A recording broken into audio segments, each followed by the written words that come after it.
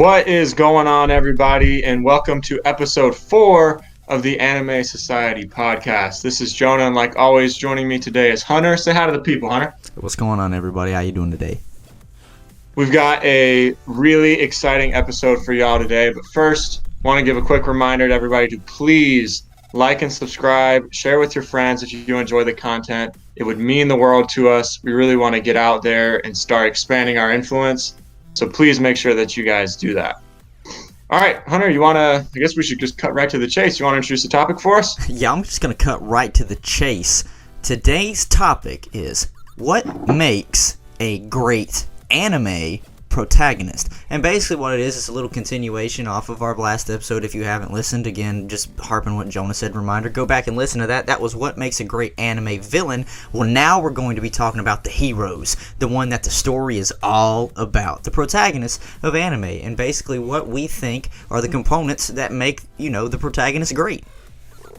Right, and we have a few points that we want to hit on. The first thing I want to say, though, is these are very subjective. These are me and Hunter's opinions on what makes a great protagonist. And the other caveat is, no matter how good a protagonist is, if the overall story sucks, you're probably not going to like them.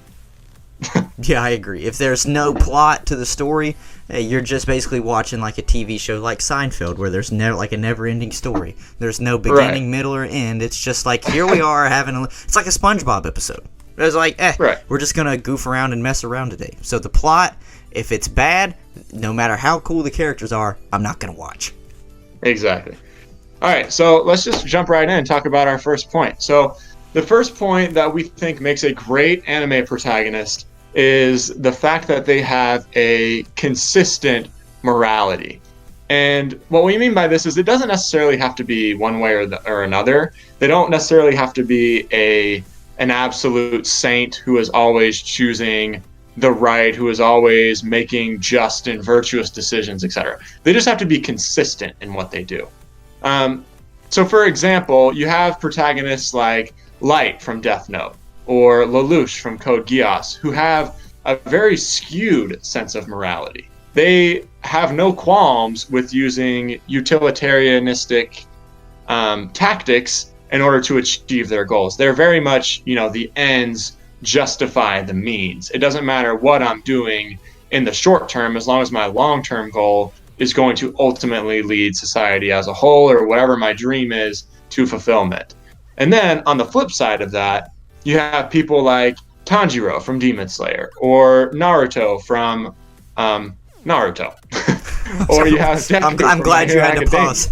I'm glad you had to pause there. You had to think about this, like Naruto from Naruto. But all those protagonists, they're cut from the same cloth in the sense that it doesn't matter what the ends are. They're more concerned with the means. They're more concerned from the minute details of their actions. They always want to make the right choice, even if that choice ends up hurting themselves. And both parties, although different, they can both make a fantastic protagonist as long as it's consistent. As long as it's consistent, I think that's the point that we're trying to hit home here. Is consistency is key. We don't want Tanjiro or Naruto or even Deku who kind of have a better morality outlook on life, and I'll just take Naruto for instance. His consistent morality is, he wants to do things and try and find a way for peace. He doesn't want war to continue. He wants to find a way for everybody to live together in harmony. And so as long as that's consistent, and then there's not an opportunity where he basically says, well, F that, I'm throwing all of this out the door, I want war everywhere, I want everybody killing each other, that's the only way we're going to fix this. If he can stay consistent with it, then that is great, because then that lets you know that shows basically how strong he is in his morals. Right. And it also gives you something to root for. Like in any kind of conflict, it gives a good baseline for what you're going to expect. Which is why I think a consistent morality is important. Even if it is, the twisted side, like Light and Lelouch, what they're going to do. That they're going to use underhanded methods if need be. But that's what makes them to follow, because you can see the way that they're thinking about the world and then follow that to their actions. Yeah, you can do that. So with that, that was our first point, consistent morality. The next point that we want to hit on that we believe will make a great anime protagonist is they have to have ambition, and they have to have a great willpower, and it has to be kind of interesting. It has to, jump out off the screen. And there are actually a few of them that we're going to use as an example. Two of them we've already mentioned. That's Naruto and Deku, and one that we're just now going to show you is Asta, and Asta comes from Black Clover. Obviously, Deku comes from My Hero Academia, and Naruto from Naruto. I had to jab that back out there. But basically, I'll just start with. Yeah, I know. I'll just throw this back out there. We're just now introducing Asta. Asta and Black Clover, they live in a world where magic is in everybody. You're born with this magic power. It's kind of the same with Deku. He was born in a time in My Hero Academia where everybody had quirks. They had their own, superpowers. And like Deku, Asta was born without magic. But what did he do? What was his willpower? He had the ambition to become the Magic King, the Wizard King. And what did he have to do to that? Even though everybody was saying there was no way you could do it, and there's no way that you were going to be able to attain this because you had no magic, his insane willpower pushed him to train and train and train his body until he was a physical freak compared to everybody else. If you haven't seen Black Clover, obviously I'm not going to try and give you any spoilers, but that's just it. He worked his butt off, and the same is with Deku. He was given the quirk, obviously a piece of the quirk by All Might, but he didn't know how to control it. So his willpower, he worked super hard to try and get his quirk under control so that one day he could become the greatest superhero ever. And just when you have great ambitions like that. And another one is Naruto. If you don't know what Naruto wanted to be, he wanted to be the Hokage. And he followed his Nindo, which was his ninja way, the whole time. His ambition and his willpower, when people were, excommunicating him and thought of him as a freak and thought of him as a menace to society, he worked through those odds and overcame those odds. So if you have, an interesting and cool ambition, but you also have to have the willpower to push through. I don't want a chicken.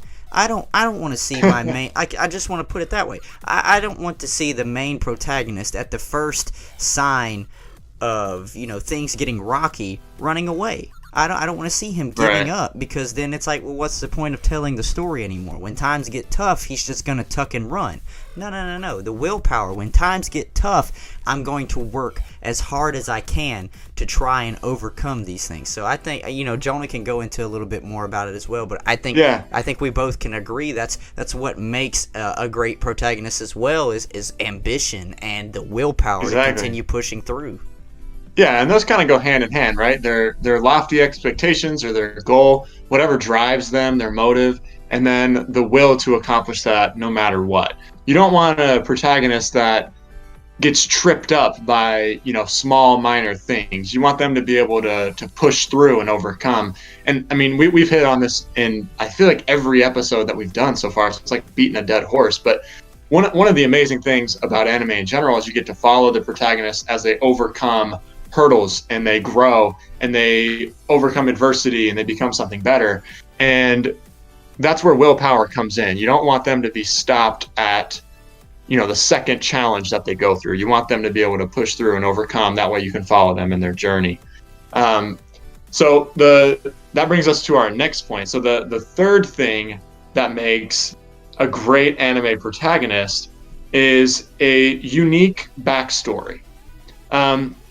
Now this is somewhat broad. It can go a variety of different ways, but their backstory has to be interesting. It can't just be, they grew up normal life, whatever, and then all of a sudden they decided to be the protagonist of the story or go on this great adventure. They have to have something that's driving them. Like for Naruto, the fact that he was ostracized by society gave him the ambition of becoming Hokage, because to him, the Hokage, for everyone who hasn't watched Naruto, is basically the head of a village. It's like the president, king, mayor, whatever you want to use. And he knew that if he made it to that position, it would automatically demand respect, and people would see him as worth something. I mean, his whole life he had been looked at as worthless and just kind of a thorn in everyone's side. And so that drove him to have this ambition of becoming a respectable, high figure that everyone would love and deem as worth something. You take someone like another example of someone who has a unique backstory is Tanjiro, and from Demon Slayer. And the thing that also helps backstory is, you don't necessarily have to have this, but it does help, is some kind of tragic aspect to their backstory. Like for Tanjiro, I mean, episode 1, he finds that his entire family has been slaughtered, and his sister has been turned into a demon. And so then he embarks on this journey to revert his sister back to a human, and every trial that he goes through seems minor. It doesn't hang him up because he has felt the despair of losing his entire family. Compared to that pain, anything that he has to go through in the present to help Nezuko is small. You know, it's something that he is able to push through easily. Yeah, and I think backstory, if it is tragic, you know, it will show you, it opens up really what we talked about in our first point and our second point. If the backstory is somewhat tragic, then you get to see their morality. You get to see their morals come to life and why they have their morals. You know, for Tanjiro, it was the fact that he lost his family, and he never wants to, and he finds out that his sister Nezuko becomes a demon. So what does he want to do? He wants to save Nezuko, because that's the only family that he has left. He wants to revert her back to her human form from her demon, but then he learns later on that there might be a possibility to save all the demons, to prevent anybody else from becoming a demon. So it was because of that, you know, tragic backstory that led him to where he is now. It gave him his goal, you know, so it showed you what his morals were, how he was going to treat people, and how he felt the pain of others, but it also gave him, you know, his insane willpower to continue to push through because of his goal. So, you know, the unique backstory almost brings together points 1 and 2 that we made, especially if it is tragic. Now, there are some that might not be as tragic as others, but to the main character, it really affected and kind of molded them into the character that they are. And it has to be intriguing. Like Jonah said, I don't need a guy that goes to a 9 to 5 every day and then all of a sudden just decides, you know what, I'm going to be Batman. You know what I'm saying? It's like, you know, I've just lived this normal life, because even then, you know, I know that's more of an Americanized thing. We're talking about anime, but what happened with Bruce Wayne? You know, his parents were killed.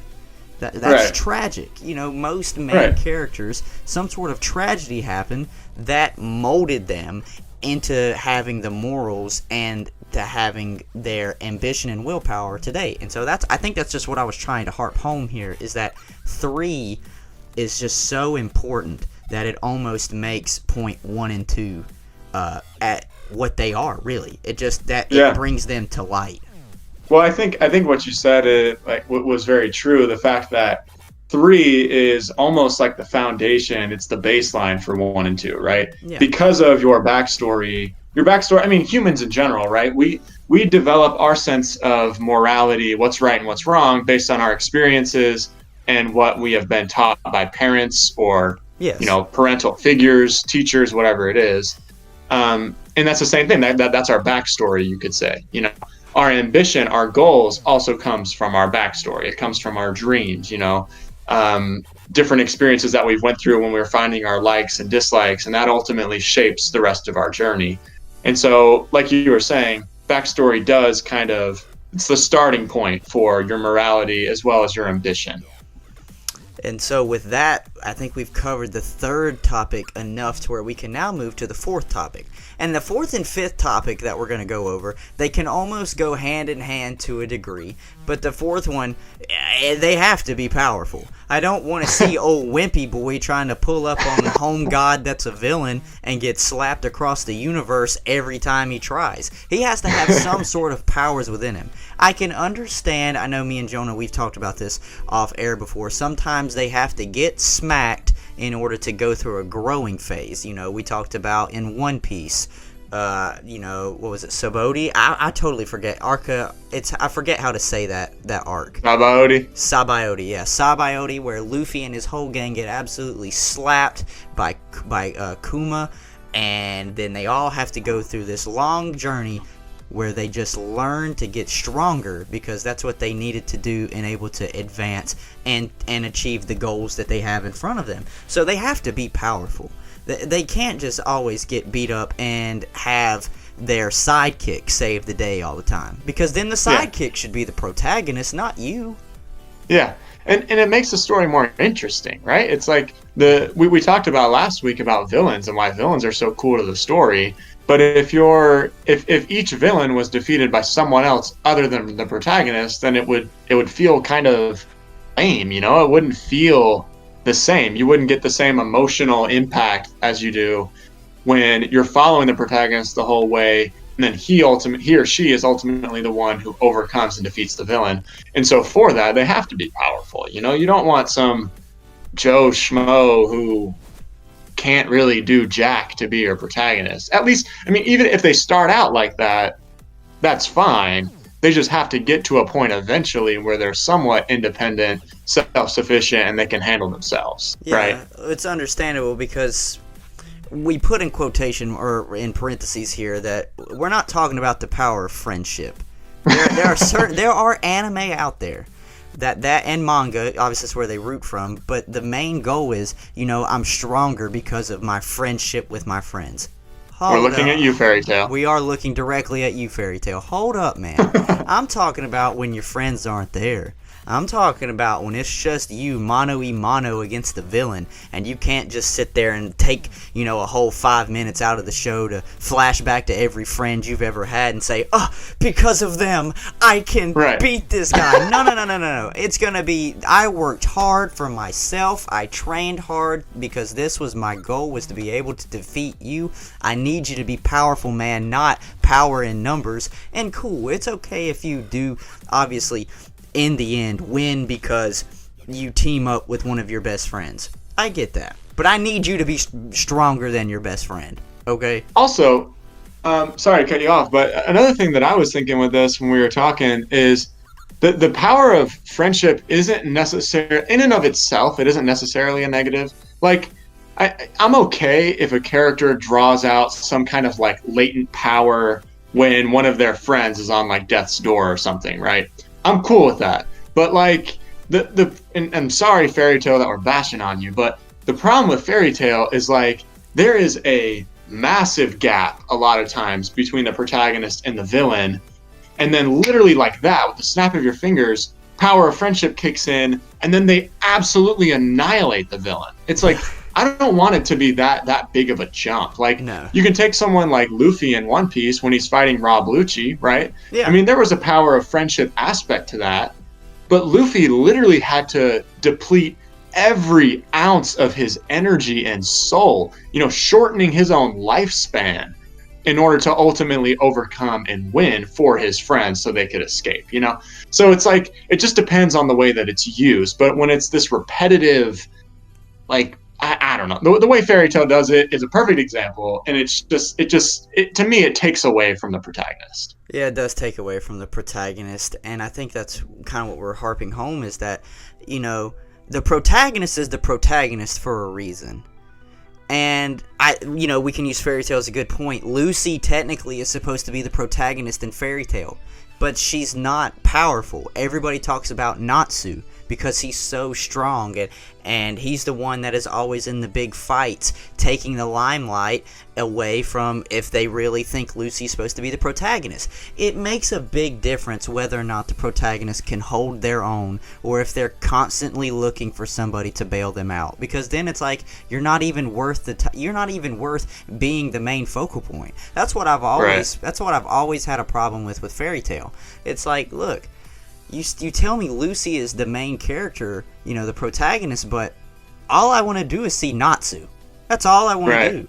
His storyline is just so much cooler, and he's so much stronger. I don't need my protagonist at every whim when it gets hard, crying, saying, I wish somebody could help me. You know what I'm saying? Exactly.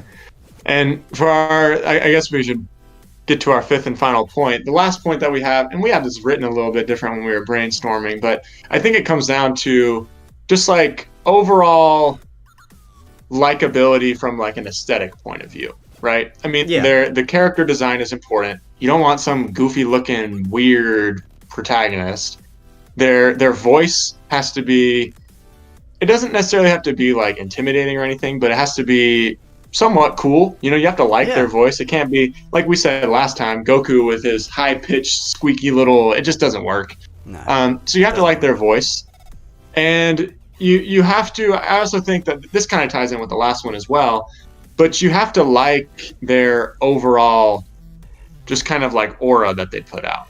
You know what I mean? Right. The overall feel that you get from the character. Yeah, and I think character design can be huge with portraying the power that they do have. I think one that doesn't really do it justice would be Hunter x Hunter, when Gon is originally just super strong, but he's still in his child form until obviously he fights Pito, and then you see the amount of strength that he really could have, and you're like, holy crap, where has he been this whole time? Now I understand the lamented power that is just building up inside of him.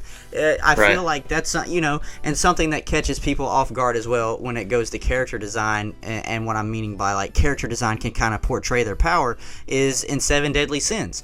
Meliodas looks like a kid. His character design is meant for him to be a kid, it almost looks like, but he's stupid powerful.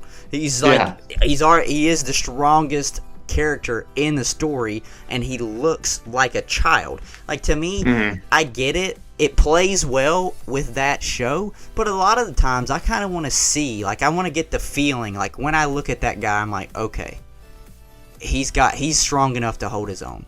I think that's key when we talk about character design for the protagonist, and they have to stand out. Like in Naruto, the yellow spiky hair, the whiskers on his face, the orange jumpsuit. Like, he stands out. He doesn't just look like everybody else wearing a little suit and tie walking around. I know they don't do that in Naruto, but I'm just making the comparison where it's like the character design alone has to pop, where it's like as soon as you see him. Same thing I said with the villains. As soon as you see him, you know exactly who it is. Yeah, definitely. What was I gonna say? I had one last point, but I can't remember what it was. Happens to me all the time, dude. Gosh dang it! It's escapes my mind. Just disappeared. It disappeared because you were like, well, we've hit all our points. what else are we supposed to do? I guess I can just do a brief recap. So yeah. So the 5 things to us that make a great anime protagonist is a consistent morality, an ambition that is interesting, cool, lofty, and the willpower associated with that, a unique, interesting background, preferably with some kind of tragic element. 4 is their overall strength, the fact that they're powerful enough to take care of themselves. And then 5th is their character design, voice, their aesthetic appeal. They have to be easily recognizable, and you have to be drawn to them when you just look at them or hear them, And those are our 5 points. So, that's our 5 points. And with that, we are going to get out of here, Anime Society. Thank you all for tuning in to today's episode. Going to just reiterate, if you did enjoy today's content, like and subscribe. We are going to be bringing you more podcasts from here on out, and we will see you next time. Peace.